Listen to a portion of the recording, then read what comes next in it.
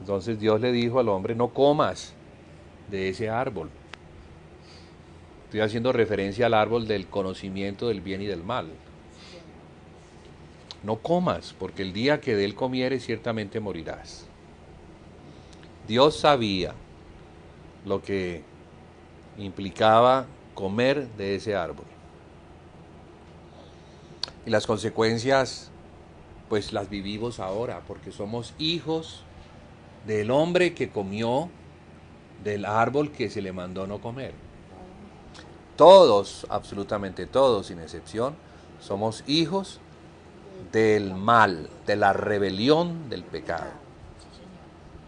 Entonces, en ese árbol está la rebelión, en ese árbol está el engaño, la mentira, todo lo que llenó nuestro corazón de malignidad, porque la vida está en el corazón. Eso es lo que dice la Biblia. De toda cosa guardada guarda el corazón, porque de él mana la vida. Donde está vuestro tesoro, ahí está vuestro corazón.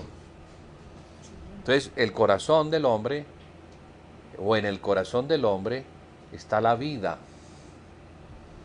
¿Pero qué vida? Una vida maligna. No una vida santa, no una vida justa. Y algo que debemos conocer es que vamos a tener que dar cuentas delante de Dios. Un día vamos a tener que comparecer ante el tribunal de Cristo para dar cuenta de lo que hicimos cuando estuvimos en el cuerpo. Ahora somos de Cristo. Nos hemos acercado a Dios por medio de Cristo. Hemos reconocido nuestra condición pecaminosa.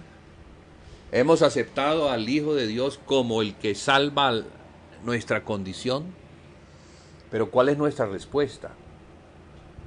¿De verdad queremos que nos salve? ¿O queremos seguir viviendo como vivíamos antes? Mire, la vida pecaminosa no tiene nada que ver con una vida como la de Pablo Escobar. No, la vida pecaminosa es la vida del hijo de Adán. No hace falta que matemos personas para ser pecaminosos, para tener en nuestro interior la capacidad de el mal. Si nosotros fuéramos metidos en una escuela para hacer el mal, nos convertiríamos en los hombres más malos. ¿A la qué? A la vista del hombre. Porque se nos enseña en esa escuela a hacer el mal. Pero no necesitamos ser enseñados en el mal, ya somos malos. Ya lo somos. Ya en nosotros hay una condición que se llama pecado, que está bajo la ley de la muerte y del pecado. Entonces no nos hagamos los santos. No nos engañemos a nosotros mismos ni engañemos a los demás, porque estamos viviendo delante de un Dios que todo lo conoce. Si nos hemos acercado a Dios por medio de Cristo, entonces con mayor razón, seamos genuinos, seamos sinceros, seamos puros, limpios de corazón en cuanto a quiénes somos. Entonces el santo no es el que aparenta santidad. El santo es aquel que reconoce a aquel que es santo para que santifique su vida. Cristo. El santo es Cristo. Él es el santo. Él es el único que es capaz de vivir la vida en mí, a fin de que la vida que yo vivo no sea la mía, sino la de Cristo. Eso es lo que dice Pablo. Con Cristo estoy juntamente crucificado, y ya no vivo yo, mas Cristo vive en mí. ¿Ve? El hombre que llegó a reconocer que él era el más pecador de los pecadores, pero antes no lo podía reconocer. porque él era un religioso irreprensible en cuanto a la ley, un fariseo, discípulo de Gamaliel. En cuanto a la ley dice irreprensible, con celo de Dios, y buscaba a la secta de los cristianos para destruirla. Pensaba que le prestaba un buen servicio a Dios. En ese estado de creerse muy santo, muy bueno. Y resulta que estaba yendo totalmente en contravía. Se encontró en contravía. Al final del camino. ¿Sabe lo que es una contravía que tiene una pared que no te deja avanzar? Hasta ahí llegó él. Porque se le apareció Dios mismo. Y cuando le pregunta quién eres, él le responde: Jesús, a quien tú persigues. Tuvo que haber sido un bombazo para él, haberse dado cuenta que todo su sistema de creencias religioso, judaico, fariseo, se había desmoronado en un instante, porque estaba persiguiendo nada menos que a Dios. Y así nos pasa. Llega un momento en que tenemos un encuentro con Cristo, allí, en el final del camino, donde no podemos seguir, y todo nuestro sistema de creencias de que éramos buenos cae, desboronado. Nos damos cuenta que no somos buenos. Pero es necesario, hermanos, que el Señor siga descubriendo nuestro corazón, siga ahondando su mano, siga metiendo su mano en las cavernas del corazón y siga sacando la malignidad que está escondida, que nosotros mismos ni sabemos, pero que tiene motores que le permiten hacernos creer que somos buenos. Es que lo peor que hay en el mal es esconderse, como lo hizo Adán, para pensar que está bien, pero no está bien. Es que eso es la parte más difícil. Cuando entramos a servir al Señor y no somos descubiertos en nuestra malignidad, pretendemos servir al Señor en aquellas cosas que consideramos buenas nuestras, y Dios no las quiere. Dios no quiere nada de nosotros. ¿Sabe cuánto quiere Él de nosotros? Nada. Nada es nada. Todo de Cristo, nada de nosotros. Y así es como comienza la vida cristiana, reconociendo que en nosotros no existe sino lo malo, y que en Cristo se encuentra todo lo bueno. Entonces debe haber un intercambio radical y genuino de nuestra conversión, donde digamos nada de nosotros, todo de Cristo. Cuando iniciamos el caminar cristiano así, vamos a avanzar. Mientras que no iniciemos ese caminar así, no vamos a avanzar, vamos a estar retrocediendo. Porque el tener encuentro con Jesús, como lo tuvo Saulo en el camino de Damasco, ¿qué fue lo que produjo en él? Una destrucción completa de sus valores religiosos y un inicio de una vida centrada en Jesucristo, al punto que él dice: con Cristo estoy juntamente crucificado. ¿Qué significa estoy juntamente crucificado? ¿Qué significa que una persona esté crucificada? ¿Ah? Se toma la cruz y se niega a sí mismo. Exacto, se niega. ¿Y qué significa negarse? Significa decir: de mí no hay nada. En mí no hay nada de valor para Dios.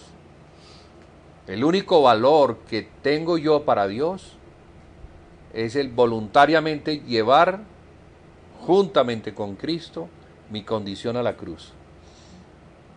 Llevarla a la cruz. Si queremos una vida cristiana que sea genuina, tiene que comenzar por allí. Entonces todo lo que éramos en el pasado tiene que desaparecer. Y nosotros somos los que vamos a llevar a ese hombre viejo a esa muerte. Porque si éramos muy habladores, eso tiene que desaparecer. Ese es un extremo. Si éramos muy tímidos, eso también tiene que desaparecer. Ese es el otro extremo. Porque son las condiciones naturales del hombre caído. Muy parlanchín, muy extrovertido, muy lleno de sí mismo. Le encanta hablar y contar historias. Y se divierte mucho contando sus historias. ¿Y de qué sirven las historias de un hombre viejo? A Dios no le interesa para nada esa historia. Y los otros no dicen nada porque son muy tímidos. Entonces los tímidos oyen a los extrovertidos. Hasta que al tímido le gusta oír esas historias porque de esa manera pasan el tiempo en una reunión. ¿Acaso las reuniones fuera de Cristo no son así? Se reúnen personas donde uno habla y otros oyen. Y los que hablan chistes, son el brillo, el payaso de la fiesta, o el hombre de las grandes historias y anécdotas. Lo digo porque yo viví eso. Yo viví eso. Las reuniones familiares, las reuniones de amigos, así son. Para eso son.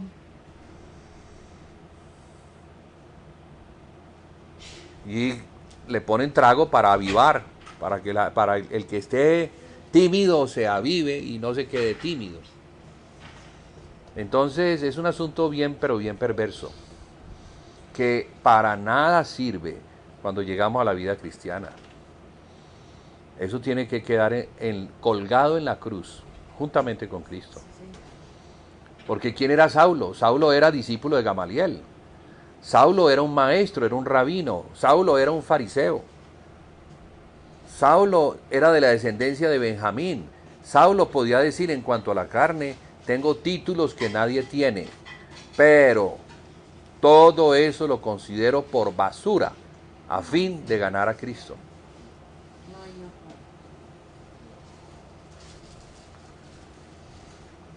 No sé si me estoy haciendo entender. Quiero ser lo más descarnado posible para que no me quede nada tapado. Y a veces cuando tapamos las cosas porque nos da cierta, uy, pobre, ¿qué será pues del hermano oyendo esto? Pero es mejor que lo oiga, porque ese es el Evangelio. El Evangelio descarna, el Evangelio quita el vestido, el ropaje que nos hemos puesto y con el cual hemos vivido toda esa cantidad de años. Y ese ropaje es el ropaje del hombre de pecado, el hombre engañado, que se engaña a sí mismo y engaña a los demás y pretende engañar a Dios como si Dios no supiera cuál es el estado de nuestro corazón. No, Dios murió por un hombre así. Bueno, Cristo, el Hijo de Dios, murió por un hombre así. ¿Pero para qué? Para que el hombre deje de ser así. Ahora, ¿cómo el hombre puede dejar de ser así? No puede. Es imposible a menos de que Cristo viva en él. Por eso es que Dios tiene que darle el Espíritu de Cristo, para que sea el Espíritu de Cristo el que viva en el hombre. Y eso es lo que dice Pablo. Con Cristo estoy juntamente crucificado y ya no vivo yo, mas Cristo vive en mí. Y lo que vivo ahora en la carne, lo vivo en la fe de aquel que me amó y se entregó a sí mismo por mí. ¿Qué palabras? ¿Qué frase? Corta, pero dice todo. Porque esa es la vida cristiana. Lo que Pablo está diciendo allí es nuestra vida cristiana. Que comienza cuando leemos la carta, la epístola a los Hebreos en el capítulo 6, nos muestra el fundamento sobre el cual nuestra vida cristiana es puesta. Y lo primero que nos muestra el fundamento es arrepentimiento de las obras muertas. El arrepentimiento de las obras muertas es eso. Eso. ¿Cuáles son las obras muertas? Las obras que hacíamos sin Cristo. Toda obra que hacíamos sin Cristo es una obra muerta. Es una obra hecha en Adán. Es una obra hecha en el hombre natural. Es una obra hecha en la carne, en el pecado. No podemos presentarle a Dios una obra así. La iglesia está para presentarle a Dios las obras hechas en Cristo. Las obras que Dios preparó de antemano en Cristo para que anduviéramos en ellas. Y eso es lo que nosotros tenemos que insistir. En eso es en donde tenemos nosotros que vivir, en Cristo. Porque Cristo es el Hijo de Dios, Cristo es nuestro Salvador, Cristo es nuestra cabeza, Cristo es el poder de Dios, Cristo es la santidad de Dios, Cristo es la verdad, Cristo es la integridad. En Cristo no hay nada malo, en nosotros todo lo malo.